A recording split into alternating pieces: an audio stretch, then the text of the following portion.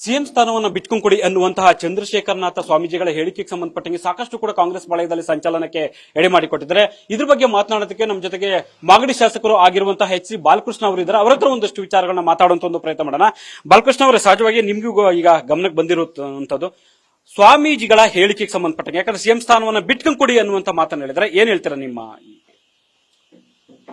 ಪ್ರತಿ ಜನಾಂಗದ ಸ್ವಾಮೀಜಿಯವ್ರಿಗೂ ಕೂಡ ಅವರ ಕಮ್ಯುನಿಟಿಯ ನಾಯಕ ಮುಖ್ಯಮಂತ್ರಿ ಆಗಬೇಕು ಅಂತಕ್ಕಂಥ ಅಭಿಲಾಷೆ ಪ್ರತಿಯೊಬ್ಬರಿಗೂ ಕೂಡ ಇದೆ. ಈಗ ನಮ್ಮ ಸಿದ್ದರಾಮಣ್ಣವರ ಕಮ್ಯುನಿಟಿಗೆ ಸೇರಿದಂಥ ಸ್ವಾಮೀಜಿಯವರು ಅವಾಗ ಒಂದ್ಸರಿ ಸಿದ್ದರಾಮಯ್ಯನವರು ಮುಖ್ಯಮಂತ್ರಿ ಆಗಬೇಕು ಅಂತೇಳಿ ಪ್ರಸ್ತಾಪ ಇಟ್ಟಿದ್ರು. ವೀರಶೈವ ಸಮಾಜದವರು ನಮ್ಮವರೊಬ್ಬರು ಮುಖ್ಯಮಂತ್ರಿ ಆಗಬೇಕು ಅಂತ ಪ್ರಸ್ತಾಪ ಇಟ್ಟಿದ್ರು. ಹಂಗೆ ನಮ್ಮ ಸ್ವಾಮೀಜಿನೂ ಕೂಡ ಕೆಂಪೇಗೌಡ ಜಯಂತಿನಲ್ಲಿ ಆ ಪ್ರಸ್ತಾಪವನ್ನ ಇಟ್ಟಿದ್ದಾರೆ ಅಷ್ಟೇ. ಅವ್ರು ಹೇಳಿದ ಕ್ಷಣಕ್ಕೆ ಏನು ನಾಳೆ ಮುಖ್ಯಮಂತ್ರಿ ಮಾಡ್ಬಿಡ್ತಾರಾ? ಮಾಡಲ್ಲ. ಆದ್ರೆ ನಮ್ಮ ಜನಾಂಗದ ಅಭಿಲಾಷೆಯನ್ನ ಆ ಒಂದು ವೇದಿಕೆ ಮೇಲೆ ಅವರು ವ್ಯಕ್ತಪಡಿಸಿದ್ದಾರೆ. ಅದನ್ನ ತಪ್ಪು ಅಂತ ಯಾರು ಕೂಡ ಭಾವಿಸೋದು ಬೇಡ. ತೀರ್ಮಾನ ಮಾಡ್ತಕ್ಕಂಥದ್ದು ನಮ್ಮ ಮುಖ್ಯಮಂತ್ರಿಗಳು ಹೇಳಿದಂಗೆ ಹೈಕಮಾಂಡ್ ಮತ್ತೆ ಶಾಸಕರು ತೀರ್ಮಾನ ಮಾಡ್ತಕ್ಕಂಥದ್ದು. ಅದು ಕೇಳೋದ್ರಲ್ಲಿ ತಪ್ಪೇನಿಲ್ಲ. ಮಾಡೋದು ಬಿಡೋದು ಹೈಕಮಾಂಡ್ಗೆ ಸೇರಿದ್ದು. ಆ ಸ್ವಾಮೀಜಿಯವರು ಕೇಳಿರ್ತಕ್ಕಂಥದ್ದು ಸ್ವಾಗತಾರ್ಹ, ತಪ್ಪೇನಿಲ್ಲ ಅಂತಕ್ಕಂಥದ್ದು ನನ್ನ ವೈಯಕ್ತಿಕವಾದಂತಹ ಅಭಿಪ್ರಾಯ. ಈಗ ಸಹಜವಾಗಿ ಚರ್ಚೆ ಆಗ್ತಿರುವಂತದ್ದು ಸರ್ಕಾರಿ ಕಾರ್ಯಕ್ರಮ ಆಗಿರುವಂತಹ ಒಂದು ಸಮುದಾಯದ ಕಾರ್ಯಕ್ರಮ ಆಗಿದ್ರೆ ಅಲ್ಲಿ ಬೇಕಾದ್ರೆ ಪ್ರಸ್ತಾಪ ಮಾಡುವಂತದ್ದು. ಯಾಕಂದ್ರೆ ಸರ್ಕಾರಿ ಕಾರ್ಯಕ್ರಮ ಆಗಿರುವಂತಹ ಬಹಿರಂಗ ವೇದಿಕೆ ಇರುವಂತದ್ದು, ಸಿಎಂ ಇರುವಂತ ಸಂದರ್ಭದಲ್ಲಿ ಈ ರೀತಿ ಪ್ರಸ್ತಾಪ ಮಾಡುವಂತದ್ದು ಇಷ್ಟು ಮಟ್ಟಿಗೆ ಸರಿ ಅನ್ನುವಂತ ಚರ್ಚೆ ಆಗ್ತಿರೋದು. ಯಾಕೆ ತಪ್ಪೇನು? ಕೇಳಬಾರ್ದಾ? ಏನ್ ತಪ್ಪ?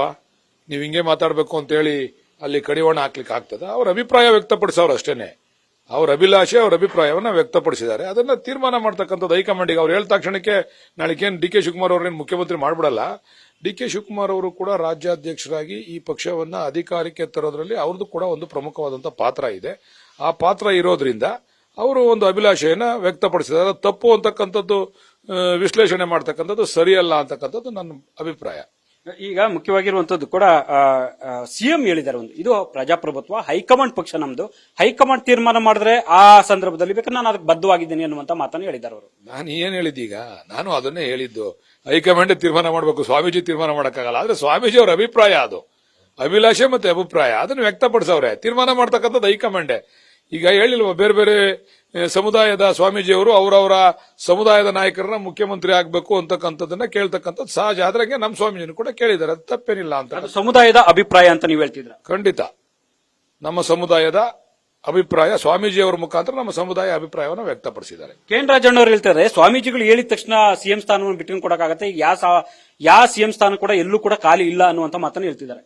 ನಾವು ಅದನ್ನ ಈಗಲೇ ನಾಳೆ ಕೊಟ್ಬಿಡಿ ಅಂತ ಹೇಳಿದ್ವಾ? ಮುಂದೆ ಮಾಡಿ ಅಂತ ಕೇಳಿದೀವಿ ಅಷ್ಟೇ. ಸಿದ್ದರಾಮಯ್ಯನವ್ರ ನಂತರ ನಮಗೊಂದು ಅವಕಾಶ ಮಾಡಿಕೊಡಿ ಅಂತ ಹೇಳಿ ಸ್ವಾಮೀಜಿಯವರ ಅಭಿಪ್ರಾಯ ಕೇಳಿದ್ದಾರೆ. ಈಗ ಮತ್ತೊಂದು ಹೇಳ್ತಾ ಇರುವಂತದ್ದು, ಕೆ.ಎನ್. ರಾಜಣ್ಣವರು ಸಿದ್ದರಾಮಯ್ಯವ್ರ ಮುಖ ನೋಡ್ಕೊಂಡು ಜನರು ಮತ ಹಾಕಿದ್ದಾರೆ. ಸೊ ಸಿದ್ದರಾಮಯ್ಯವರು ಕಾಂಗ್ರೆಸ್ ಅಲ್ಲಿ ಅಷ್ಟು ಅಹಿಂದ ದೊಡ್ಡ ಪ್ರಬಲ ನಾಯಕ, ಹಾಗಾಗಿ ಎಲ್ಲಾ MLAಗಳು ಒಪ್ಪಿ ಅವ್ರನ್ನ ಸಿಎಂ ಮಾಡಿರುವಂತದ್ದು ಅನ್ನುವಂತ ಮಾತನ್ನು ಹೇಳ್ತಿದ್ದಾರೆ. ಖಂಡಿತ ಅದ್ರ ಬಗ್ಗೆ ನಮ್ದೇನು ಎರಡು ತಕರಾರು ಏನಿಲ್ಲ. ಸಿದ್ದರಾಮಯ್ಯನವರು ಹಾಕಿದ್ದಾರೆ, ಇವರು ಅಧ್ಯಕ್ಷರಾಗಿ ಕೆಲಸ ಮಾಡಿದ್ದಾರೆ, ಎಲ್ಲರೂ ಕೂಡ. ರಾಜಣ್ಣವರ ವೈಯಕ್ತಿಕವಾದಂತಹ ಅಭಿಪ್ರಾಯ, ಅದ್ರ ಬಗ್ಗೆ ನಮ್ ತಕರಾರಿಲ್ಲ. ಸೊ ಅಂದ್ರೆ ಮುಂದಿನ ದಿನಗಳಲ್ಲಿ ಸಿದ್ದರಾಮಯ್ಯವರು ಸಿಎಂ ಸ್ಥಾನ ಬಿಟ್ಕೊಂಡು ಕೊಡ್ಲಿ ಅನ್ನುವ ಅಭಿಪ್ರಾಯ ತಮ್ಮದು ಆಗಿದೆಯಾ?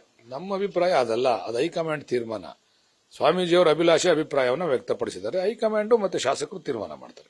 ಇದೆಲ್ಲ ಒಂದ್ ಕಡೆ ಕಾಂಗ್ರೆಸ್ ಅಲ್ಲಿ ಒಂದ್ ರೀತಿ ಮುಂದಿನ ದಿನಗಳಲ್ಲಿ ಸರ್ಕಾರ ಮತ್ತೆ ಪಕ್ಷದ ಮಟ್ಟದಲ್ಲಿ ಒಂದಷ್ಟು ಒಂದು ಡ್ಯಾಮೇಜ್ ಅಥವಾ ಒಂದಷ್ಟು ಗೊಂದಲಕ್ಕೆ ಕಾರಣ ಆಗೋದಿಲ್ಲ ಈ ರೀತಿ ಬೆಳವಣಿಗೆ?